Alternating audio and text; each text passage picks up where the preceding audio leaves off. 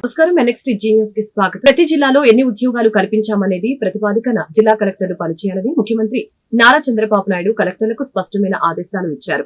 కలెక్టర్ల సదస్సులో భాగంగా రెండో రోజు పరిశ్రమల శాఖ కార్యదర్శి యువరాజ్ ఆశాఖ ప్రగతిపై ప్రెజెంటేషన్ ఇచ్చారు. దీనిపై సీఎం మాట్లాడారు.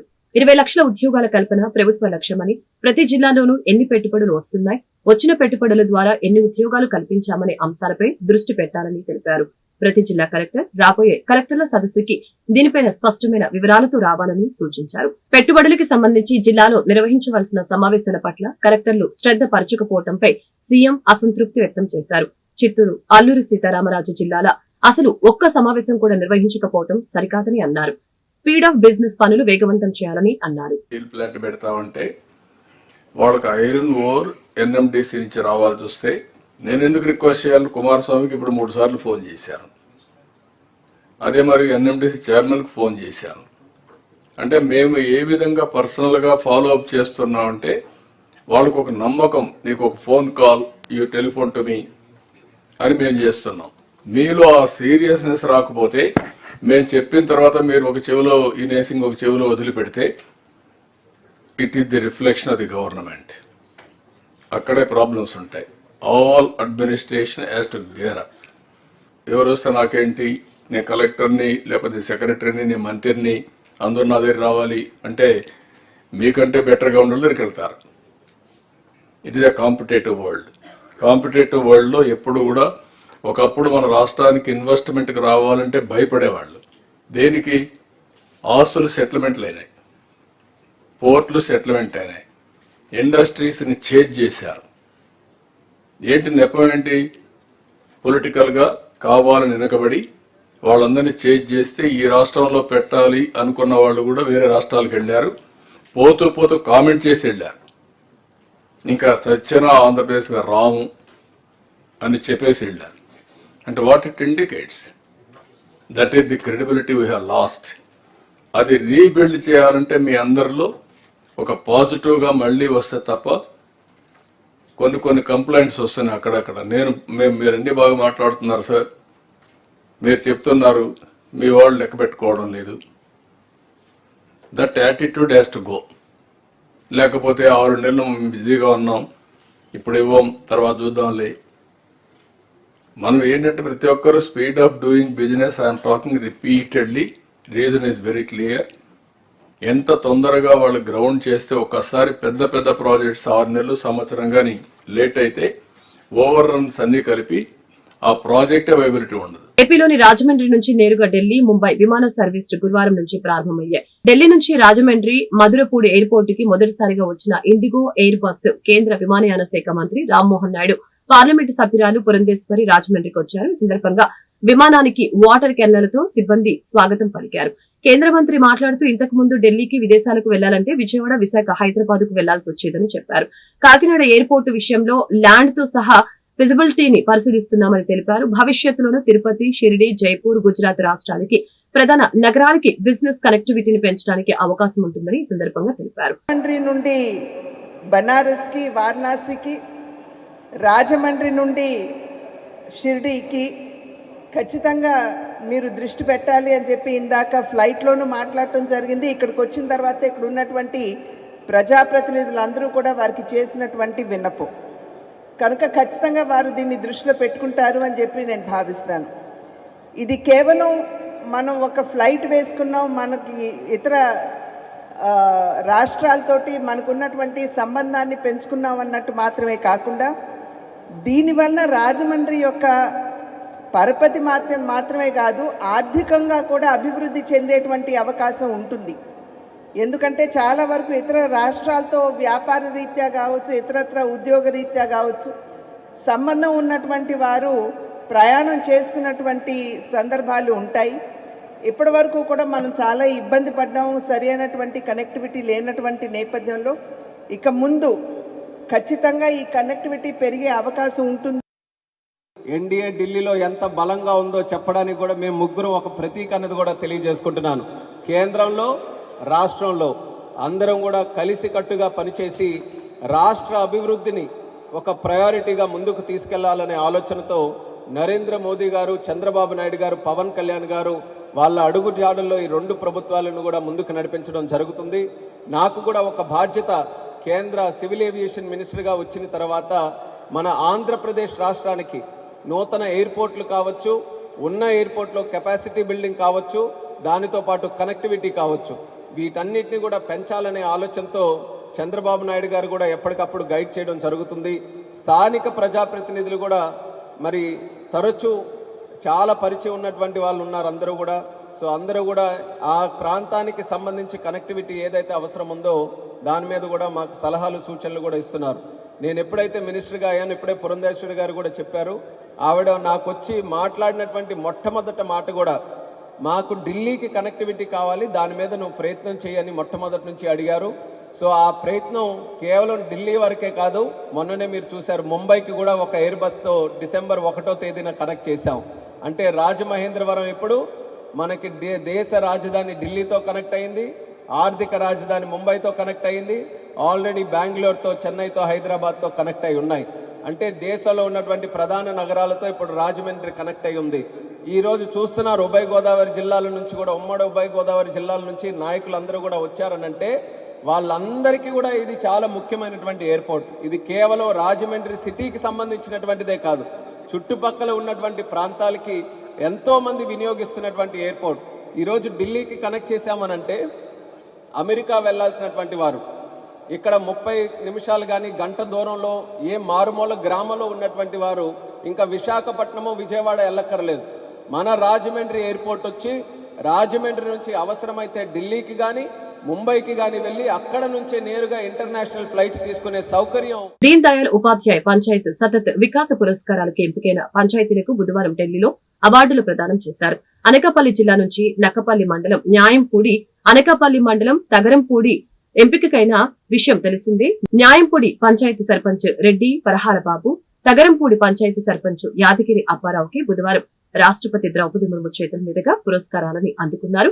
ఈ కార్యక్రమానికి ZP CEO Narayanamurthy, DPO Sirisharani, డిపిఆర్సీ జిల్లా కోఆర్డినేటర్ ఈ నాగలక్ష్మి, ఎంపీడీఓలు, ఈఓ, పీఆర్డీలు, పంచాయతీ కార్యదర్శులు పాల్గొన్నారు. आज ग्राम सशक्तिकरण के इस समारोह में आप सबके बीच उपस्थित होकर मुझे हार्दिक प्रसन्नता हो रही है। मैं पंचायत पुरस्कारों के सभी विजेताओं को हार्दिक बधाई एवं शुभकामनाएं देती हूं। ओडिशा और त्रिपुरा को सर्वाधिक 7 पुरस्कार प्राप्त करने के लिए विशेष बधाई देती हूं। आप सबके समर्पण और प्रयासों के बल पर आपकी पंचायतों को ये सम्मान प्राप्त हुआ है। मुझे विश्वास है कि ये सम्मान आपको और भी बेहतर कार्य करने के लिए प्रोत्साहित करेगा। साथ ही आपके उल्लेखनीय कार्य से प्रेरणा लेकर अन्य ग्राम पंचायत भी ग्राम विकास की दिशा में सार्थक प्रयास करेंगी। राष्ट्रपिता महात्मा गांधी ने ग्राम स्वराज का सपना देखा था। उनके सपनों का आदर्श गांव एक स्वतंत्र इकाई या एक पूर्ण गणराज्य था। उनके आदर्शों गांव में राजस्व सृजन, स्वच्छता, ग्रामीण उद्योग, महिलाओं की उच्च स्थिति जैसे घटक शामिल थे।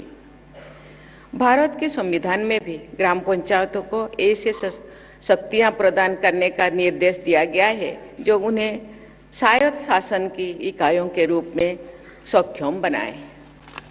हमारे देश की लगभग 64% जनसंख्या गांव में निवास करती है। इसीलिए गांव और ग्रामवासियों को विकास और सशक्तिकरण भारत ఎమ్మెల్యే ఎన్నికలకు కేంద్ర కేబినెట్ ఆమోదం తెలిపింది. 1 నేషన్ 1 ఎలక్షన్ బిల్లుకి కేంద్ర కేబినెట్ ఆమోదం తెలిపింది. జమిలీ ఎన్నికలంటే దేశవ్యాప్తంగా ఒకే విడతలో ఎన్నికలు అనగా లోక్సభ ఎన్నికలతో పాటు వివిధ రాష్ట్రాల అసెంబ్లీలకి ఒకే దఫా ఎన్నికలు నిర్వహించడం. అందుకోసమే కేంద్రం ఈ బిల్లు తీసుకువచ్చింది. భారత మాజీ రాష్ట్రపతి రామ్నాథ్ కోవింద్ నేతృత్వంలో ప్రభుత్వం నియమించిన ఈ కమిటీ ఈ బిల్లుకి సంబంధించి పలు సిఫార్సులు చేసింది. అనంతరం బిల్లుకి కేంద్ర కేబినెట్ ఆమోద ముద్ర వేసింది. ఇక మిగిలింది బిల్లు పార్లమెంట్ ఆమోదం పొందటమే. వైఎస్ఆర్సీపీ ముఖ్య నేత మాజీ మంత్రి అవంతి శ్రీనివాస్ పార్టీకి గుడ్ బై చెప్పారు. వైసీపీకి పార్టీ సభ్యత్వానికి భీమిలి నియోజకవర్గ సమన్వయకర్త పదవికి గురువారం అవంతి రాజీనామా చేశారు. ఈ సందర్భంగా ఆయన మాట్లాడారు. రాజకీయాలతో కుటుంబానికి కూడా దూరంగానే ఉంటున్నట్లు, వ్యక్తిగత కారణాల దృష్ట్యా రాజీనామా చేస్తున్నట్లు వెల్లడించారు. కొంతకాలం రాజకీయానికి దూరంగా ఉంటానని, ఎవరి మీద విమర్శలు చేయవలసిన అవసరం లేదని చెప్పారు. రాజకీయాల్లోకి ప్రజాసేవ చేద్దామని వచ్చానని, సేవ చేశానని, సంపాదించాలనే ఆలోచన ఏనాడు లేదని తెలిపారు. తీసుకున్న సడన్ గా కారణం ఏంటంటే, ఏ ప్రభుత్వం వచ్చినా, కొత్త ప్రభుత్వం వచ్చినప్పుడు ప్రభుత్వానికి కనీసం సంవత్సరం టైం ఇవ్వాలి. మనం ఒక సంవత్సరం కూడా టైం ఇవ్వకుండా మనం 6 నెలల నుంచే మన ప్రజలను మళ్ళీ ఇబ్బంది పెడతాం, లేకపోతే నాయకులను ఇబ్బంది పెడతాం, కార్యకర్తలను ఇబ్బంది పెడతాం అనేది కరెక్ట్ కాదు. ముఖ్యంగా 5 సంవత్సరాలు ప్రభుత్వం అధికారులు ఉన్నా కూడా వైఎస్ఆర్సీపీ పార్టీ కార్యకర్తలు చాలా ఇబ్బందులు పడ్డారు. ఎందుకంటే అంతా వాలంటీర్స్ నడిపించారు. కార్యకర్తలకి కానీ నాయకులకు కానీ ఏమీ గౌరవం అనేది లేదు. మళ్ళీ అది అయిపోయిన తర్వాత ఒక సంవత్సరం కూడా వాళ్ళకి గ్యాప్ ఇవ్వకుండా మనం వెంటనే మళ్ళీ జమిలీ ఎలక్షన్ వస్తుంది, ఎంపిక ఎలక్షన్ వస్తున్నాయి. ప్రభుత్వానికి టైం ఇవ్వకుండా నాయకులు కార్యకర్తలు నలిగిపోయి ఉన్నారు. మళ్ళీ వాళ్ళకు కూడా మనం టైం ఇవ్వకుండా మళ్ళీ రేపటి నుంచి మనం ధర్నాలు చేయండి, ఇది చేయండి అని చెప్పడం అనేది ఎంతవరకు కరెక్ట్. ఎందుకంటే పార్టీ విధానం అనేది 175 మంది ఎమ్మెల్యేలు, 175 ఇన్ఛార్జీలు ఉంటే 175 మందిని కన్సల్ట్ చేసి మన పార్టీ ముందుకెళ్ళాలి కార్యక్రమాలు. అంతేగాని ఏదో మన బ్రిటిష్ గవర్నమెంట్ రూల్ చేసినట్టు బ్రిటిష్ వాళ్ళు చూడండి, వాళ్ళ డెసిషన్స్ అని అక్కడ తీసుకునేవాళ్ళు. ఎక్కడ లండన్లో తీసుకుని ఆ డెసిషన్ మన ఇక్కడ పంపిస్తే ఇంప్లిమెంట్ చేసేవాళ్ళు. ఇప్పుడు ఏ పార్టీ అయినా ప్రజాస్వామ్యబద్ధంగా ఉండాలి, కానీ ప్రజాస్వామ్యబద్ధంగా లేకుండా నిర్ణయాలను ఏకపక్షంగా తీసుకుని వాటిని మీరు అమలు చేయండి అని చెప్పడం కరెక్ట్ కాదు. వాళ్ళకి ఇప్పటికీ కనీసం ఒక మీటింగ్ పెట్టి పలకరించకుండా వాళ్ళని అసలు ఏం జరిగింది, ఎలా జరిగింది అని చెప్పకుండా మళ్ళీ మీరు ధర్నాలు చేయండి, గొడవ చేయండి అని చెప్పడం ఎంతవరకు కరెక్ట్. అది అన్నింటి కాకుండా ప్రభుత్వం ఆర్థిక ఇబ్బందుల్లో ఉంది. కొత్త ప్రభుత్వం వచ్చింది, ప్రజా తీర్పులు ఇచ్చినప్పుడు ఆర్థిక ఇబ్బందులు ఉన్నప్పుడు మనం ఏదో అప్పుడే కొంపలంటుకున్నట్టు ప్రజలు 5 సంవత్సరాల తర్వాత డిసైడ్ చేస్తారు. వాళ్ళు సూపర్ 6 అమలు చేశారా లేదా, వాళ్ళు ఇచ్చినటువంటి మేనిఫెస్టో అమలు చేశారా లేదా అనేది పీపుల్ విల్ డిసైడ్. మనం ప్రజలు మ్యాండేట్ ఇచ్చిన దానికి 5 సంవత్సరాలు ఇచ్చారు. దీని 5 ఏళ్ళు కాదు కదా, 5 నెలలు కూడా అయినా టైం ఇవ్వకుండా వెంటనే మీరు ధర్నాలు చేయండి, రాస్తారోకులు చేయండి, ఇచ్చేయండి, వచ్చేయండి అనేది మంచి పద్ధతి కాదు. ఎందుకంటే రాష్ట్రం అభివృద్ధి చెందాలంటే వాళ్ళ కేంద్రం దగ్గర కానీ రాష్ట్రం దగ్గర కానీ ఒక లిమిటెడ్ నిధులు ఉన్నాయి. మనకు పెట్టుబడులు రావాలి. పెట్టుబడులు రావాలంటే ఏంటి, ఒక స్థిరమైన ప్రభుత్వం ఉంటేనే పెట్టుబడులు వస్తాయి. సో కాబట్టి ఇక్కడ కూడా మనం స్థిరమైన ప్రభుత్వం ఉంటే ఒక రాజధాని వస్తుంది, పెట్టుబడులు వస్తాయి, అభివృద్ధి వస్తుంది. సరే మన రాజకీయ విధానాలు వేరవచ్చు, మన అధికారం కోల్పోయిన బాధ ఉండొచ్చు. అట్ ద సేమ్ టైం రాష్ట్ర అభివృద్ధిని కూడా మనం దృష్టిలో పెట్టుకోవాల్సినటువంటి బాధ్యత ఉంది. కానీ మనం ఇలా ప్రతిదానికి రాజకీయ ప్రయోజనాలే పరమావధిగా మనం ముందుకెళ్ళటం అనేది ఎంతవరకు కరెక్ట్ అనేది నాకు అర్థం కాక, అది దానికోసం అడ్జస్ట్ కాక నేను ఈ రోజున గౌరవ మన పార్టీ అధ్యక్షులు జగన్మోహన్ రెడ్డి గారికి మరి నా వ్యక్తిగత కారణాలతోటి ఈ రాజకీయాలకి ప్రస్తుతం దూరంగా ఉండాలని నిర్ణయం తీసుకోవడం జరిగింది. మరి దానికి భీముల నియోజకవర్గ ఇన్ఛార్జ్ బాధ్యతలు కానీ మరి వైఎస్ఆర్ కాంగ్రెస్ పార్టీకి ప్రాథమిక సభ్యత్వానికి కానీ నేను రాజీనామా చేస్తున్నాను. రైతుకు ఎవరు అండగా నిలబడ్డారో జగన్ ఒకసారి చూడాలని మంత్రి నాదెండ్ల మనోహర్ వ్యాఖ్యానించారు. ధాన్యం కొనుగోలుపై జగన్ చేసిన వ్యాఖ్యలపై ఎక్స్ వేదికగా మంత్రి స్పందించారు. మీ హయాంలో ఈ సమయానికి కేవలం 8.23 లక్షల మెట్రిక్ టన్నుల ధాన్యమే సేకరించారు. బాధ్యత కలిగిన మా కూటమి ప్రభుత్వం 15.40 లక్షల మెట్రిక్ టన్నుల ధాన్యం సేకరించింది. 48 గంటల్లోపే డబ్బులు జమ చేస్తున్నాం. జగన్ పాలనలో ఏ రోజైనా రైతులకి సక్రమంగా చెల్లింపులు చేశారా? గోతాలు కూడా సరిగ్గా ఇవ్వలేకపోయారు. రైతుల్ని దగా చేసిన మీకు నిరసన ర్యాలీలు చేసే అర్హత ఉందా అని నాదెండ్ల మనోహర్ నిలదీశారు. 6 నెలల కూటమి పాలనలో గుంటూరు పశ్చిమ ఎమ్మెల్యే గల్లా మాధవి తీసుకున్న నిర్ణయాలు సత్ఫలితాన్నిస్తున్నాయి. ప్రజా ప్రయోజనాల దృష్టిలో పెట్టుకుని వినూత్నమైన పందాతో గల్లా మాధవి తన మార్కు విజన్తో ముందుకు సాగుతున్నారు. క్షేత్రస్థాయిలో డివిజన్ పర్యటనకి శ్రీకారం చుట్టి స్థానిక సమస్యల్ని పరిష్కరించారు. స్పెషల్ శానిటేషన్ డ్రైవ్ విజయవంతం చేసి పరిసరాల పరిశుభ్రతకి బాటలు వేశారు. తాజాగా గుంటూరు నగరంలో ట్రాఫిక్ సమస్యను పరిష్కరించేందుకు, బైక్ రేస్లను కట్టడి చేసేందుకు, అతివేగాన్ని నియంత్రించేందుకు చేపట్టే చర్యలను పరిశీలించేందుకు ఎమ్మెల్యే స్వయంగా రంగంలోకి దిగారు. ఇందులో భాగంగా గురువారం కొరటిపాడు సెంటర్ నుంచి గుచ్చనగుండ్ల సెంటర్ వరకు ట్రాఫిక్ పోలీసులతో కలిసి సిగ్నల్ వ్యవస్థ, సీసీ కెమెరాల పనితీరు, స్పీడ్ బ్రేకర్స్ ఏర్పాటు చేసే ప్రాంతాలను సందర్శించారు. అనంతరం ఆమె మీడియాతో మాట్లాడారు. రాజధాని నగరంగా గుంటూరు విస్తరిస్తున్న నేపథ్యంలో గుంటూరు పశ్చిమ నియోజకవర్గంలోని 4 ప్రధాన రహదారుల్లో నెలకొన్న ట్రాఫిక్ సమస్యకు చెక్ పెడతామని తెలిపారు. అలాగనే ఈ రహదారుల్ని సీసీ కెమెరా నిఘా పరిధిలోకి తీసుకువస్తామని అన్నారు. బైక్ రేసులు కట్టడికి 3 సేఫ్టీ స్పీడ్ బ్రేకర్లని ఏర్పాటు చేస్తామని తెలియజేశారు. ఈ విషయంలో ప్రజలు కూడా తమ వంతు సహకారం అందించాలని అన్నారు. ఈ రోజు ట్రాఫిక్ సమస్యల మీద దృష్టి పెట్టి ఒక పర్యవేక్షణ చేయడం జరిగింది. ట్రాఫిక్ సిఐ గారు అదేవిధంగా మేము సిబ్బంది అందరం కలిసి ఈరోజు కంప్లీట్ ట్రాఫిక్ సమస్యల మీద దృష్టి పెట్టి ప్రధానంగా ఉత్పత్తి అవుతున్న ఈ సమస్యల మీద ఫోకస్ చేయడం జరిగింది. అందులో భాగంగానే గుజ్జనగుళ్ళ నుంచి కొరటపాడు దాకా మొత్తం కూడా తిరిగి ఎక్కడెక్కడ సమస్యలు ఉన్నాయో గమనించడం జరిగింది. అయితే ప్రధానంగా ఈ సీసీ కెమెరాలు ఏర్పాటు చేసిన విధి విధానం ఏదైతే ఉందో గడిచిన 6 సంవత్సరాల్లో దానికి ఒక సరైన మెయింటెనెన్స్ లేకుండా, దాన్ని పట్టించుకునే వాళ్ళు లేకుండా ఈరోజు అవి ఫోకస్ చేస్తున్న విధానం చాలా డిసప్పాయింటింగ్గా ఉందండి. ఎక్కడా కూడా ప్రాపర్ వేలో ఏది ఫోకస్ చేయని పరిస్థితిలో ఈరోజు సీసీ కెమెరాలు ఉన్నాయి. అండ్ అదేవిధంగా ఒక సంస్థకు మాత్రం అప్పచెప్పడం, ఆ సంస్థ దాన్ని సరిగ్గా పట్టించుకోకపోవడం, ఈరోజు ఒక మానిటరింగ్ సిస్టమ్ ఆ సంస్థ మీద లేకపోవడం, కంప్లీట్ స్టేట్ వైడ్గా సీసీటీవీ కెమెరాస్ అనే మెయింటెనెన్స్ పూర్తిగా వైఫల్యం చెందడం జరిగింది. దానివల్ల కూడా కొంత ఇన్సిడెంట్ జరిగిన తర్వాత రికవర్ చేసుకునే పరిస్థితుల్లో మనకి ఏ సమాచారం కూడా ప్రాపర్ వేలో అందుబాటులో లేకపోవడం జరుగుతూ ఉంది. అండ్ మరొక సమస్య వచ్చి సిగ్నల్స్ అండి. ఇప్పటిదాకా 6 సంవత్సరాలుగా ఎక్కడా కూడా గుంటూరులో నేను చూస్తున్నప్పటి నుంచి కూడా ఎక్కడ సిగ్నల్స్ లేని పరిస్థితి ఉండింది. అయితే మేము వచ్చిన వెంటనే సిఐ గారితో మేము పర్యవేక్షించి 100% ప్రతి కూడల్లో కూడా సిగ్నల్స్ని ఏర్పాటు చేయడం జరిగింది. ఈరోజు కొన్ని సిగ్నల్స్లో ఇంకా ఏర్పాటు చేయాల్సిన అవసరం ఉంది.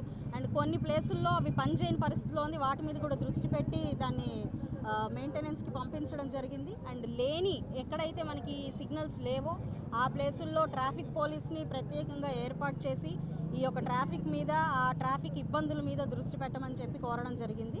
అండ్ అదేవిధంగా మనం వస్తున్నప్పుడు ఫ్రీ లెఫ్ట్స్లో మ్యాక్సిమం ఈ స్ట్రీట్ వెండర్స్ అనేవాళ్ళు ఉండడం వల్ల అక్కడ బాగా ట్రాఫిక్ ఇబ్బంది అవుతున్న పక్షంలో ఇప్పుడు కొన్ని ఏరియాస్, కొన్ని పాయింట్స్ని గమనించి వాళ్ళని కూడా పిలిచి మాట్లాడి కాస్త వెనక్కి జరగడమా లేదంటే అక్కడి నుంచి వాళ్ళు లిఫ్ట్ చేయడమా అన్నది దృష్టి పెట్టి మేజర్గా ఎక్కడా కూడా ట్రాఫిక్ని కంజెషన్ లేకుండా చేయాలి అన్నదే మేజర్ ఫోకస్ అండి.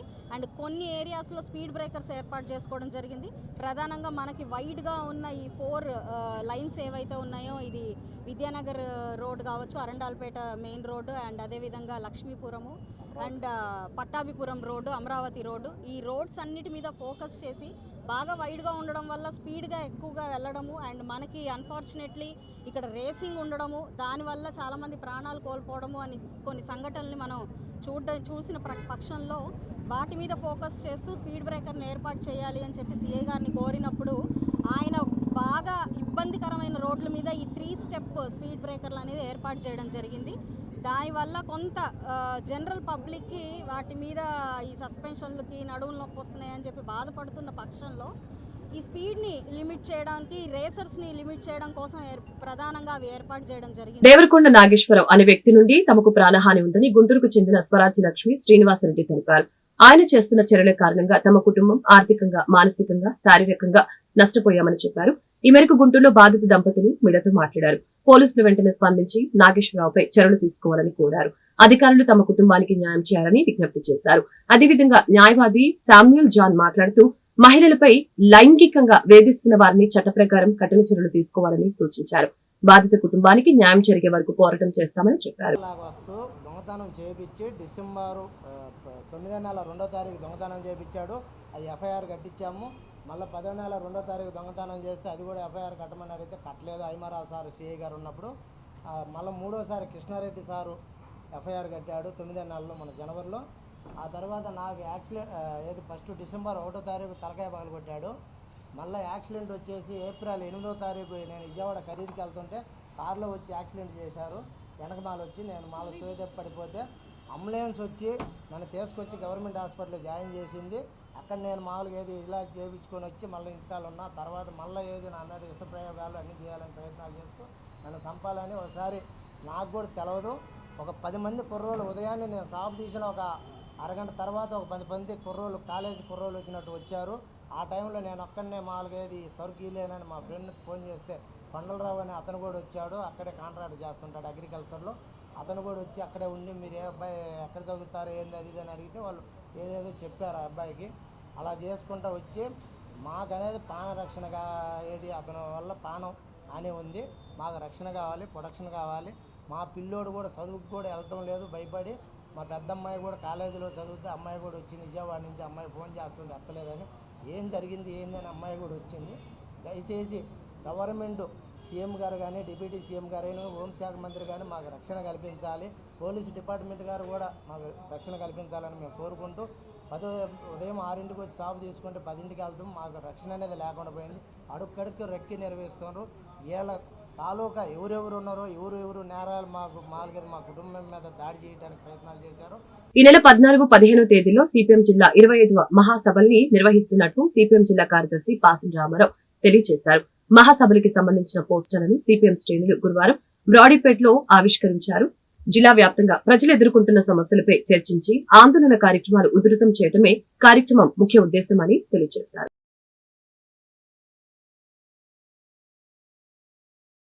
సిపిఎం జిల్లా 25వ మహాసభలో 14-15 ఈ నెల 14-15 తేదీల్లో 2/7 బ్రాడీపేట సిపిఎం కార్యాలయంలో జరుగుతున్నాయి. ఈ మహాసభల్ని జయప్రదం చేయాలని చెప్పేసి కోరుతున్నాం. ఉదయం 10 గంటలకి జెండా ఆవిష్కరణ కార్యక్రమం ఉంటుంది. ఈ ప్రారంభ సభ 10:30కి స్టార్ట్ అయ్యి 11:30-12 దాకా ప్రారంభ సభ జరుగుతుంది. ఈ ప్రారంభ సభలో సిపిఎం రాష్ట్ర కార్యదర్శి వర్గ సభ్యులు బాబురావు గారు, డి రమాదేవి గారు, శాసనమండలి సభ్యులు కెఎస్ లక్ష్మణరావు గారు పాల్గొని ప్రసంగిస్తారు. ఈ మహాసభ ప్రత్యేకత ఏంటంటే జిల్లా వ్యాప్తంగా ప్రజలు ఎదుర్కొనేటువంటి సమస్యల మీద తీర్మానాలు చేసి వెంటనే ఆందోళనకి మహాసభ పిలిపిపోతుంది. అందులో అత్యంత ముఖ్యమైనటువంటి సమస్య ఏంటంటే రాష్ట్ర ప్రభుత్వం ఎన్నికలకు ముందు మేము విద్యుత్ ఛార్జీలు పెంచబోము అని చెప్పేసి హామీ ఇచ్చారు. ఇప్పుడు ట్రూ అప్ ఛార్జీల పేరుతోటి 16,000 కోట్ల రూపాయలు ప్రజల మీద భారాలు వేశారు. ప్రజలు స్పందిస్తున్నారు. దీని మీద జిల్లా వ్యాప్తంగా అన్ని చోట్ల పెద్ద ఎత్తున ఆందోళన చేయాలని చెప్పేసి జిల్లా మహాసభ తీర్మానం చేయబోతుంది. ఆ మేరకు జిల్లా వ్యాప్తంగా ఆందోళన చేస్తాం. అదొక్కటే కాదు, జిల్లా సమగ్రాభివృద్ధి మీద కూడా తీర్మానం చేసి జిల్లాలో ఎక్కడెక్కడ పరిశ్రమలు పెట్టాల్సిన అవసరం ఉంది, ఎక్కడెక్కడ ప్రాజెక్టులు పెట్టాల్సిన అవసరం ఉంది, రాజధాని ప్రాంతానికి కేంద్రం నిధులు ఏ రకంగా తీసుకురావాలి, రాజధానికి ఏ రకంగా చట్టబద్ధత కల్పించాలా. చట్టబద్ధత కల్పించడం అని చెప్పేసి అంటే గతంలో చంద్రబాబు నాయుడు అమరావతి ఏకైక రాజధానిగా ఉంటుందని ప్రకటించాడు, భూములు సేకరించాడు. మళ్ళీ జగన్మోహన్ రెడ్డి ప్రభుత్వం వచ్చి రాజధాని ఇక్కడ కాదు 3 రాజధానుల సిద్ధాంతాన్ని తీసుకొచ్చి పెట్టాడు. ఇక కాకుండా దీని ముందు చట్టబద్ధత కల్పించాలా.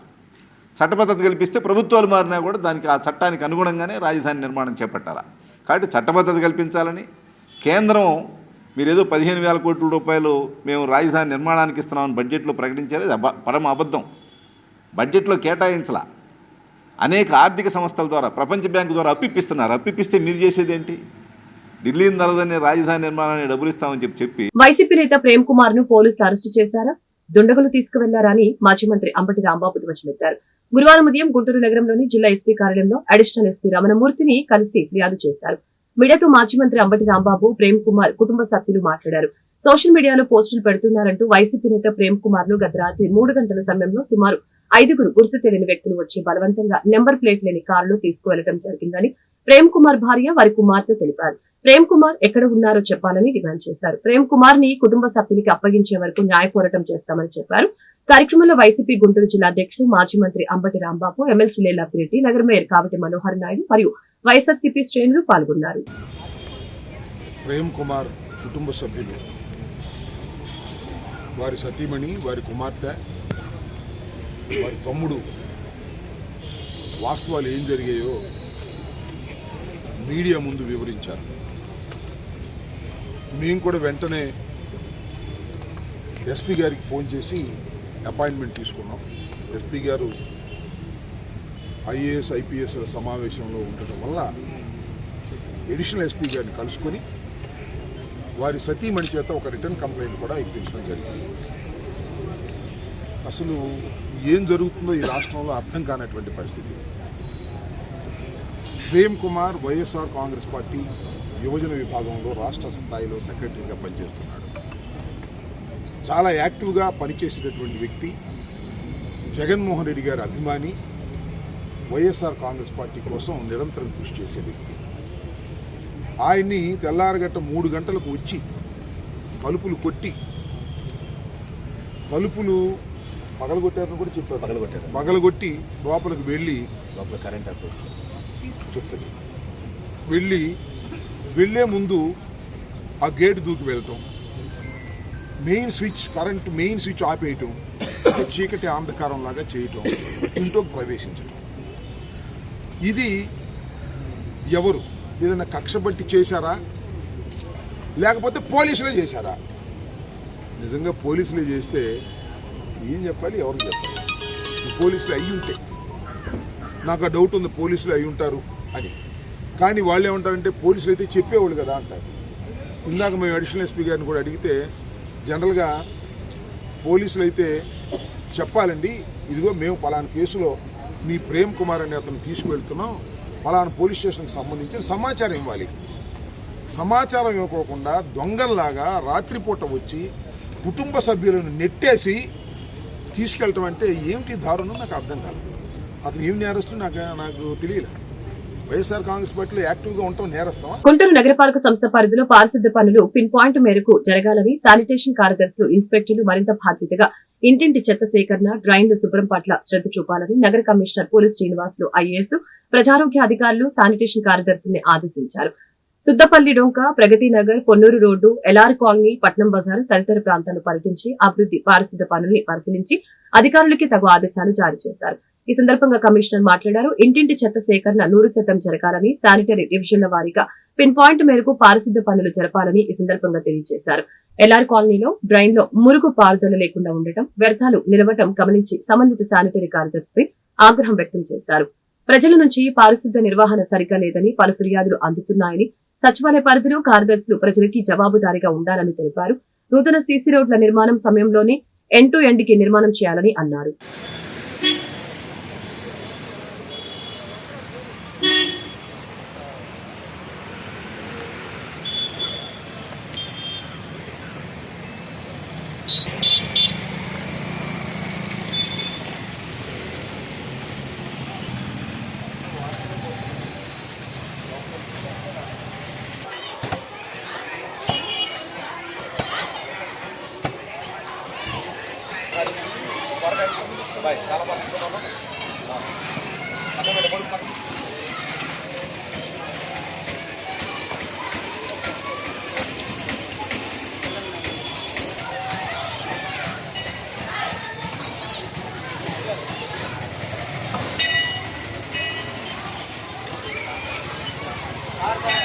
ఈ వార్తలు ఇంతటితో సమాప్తం. మరొక బులెటిన్ మళ్ళీ కలుద్దాం. నమస్కారం.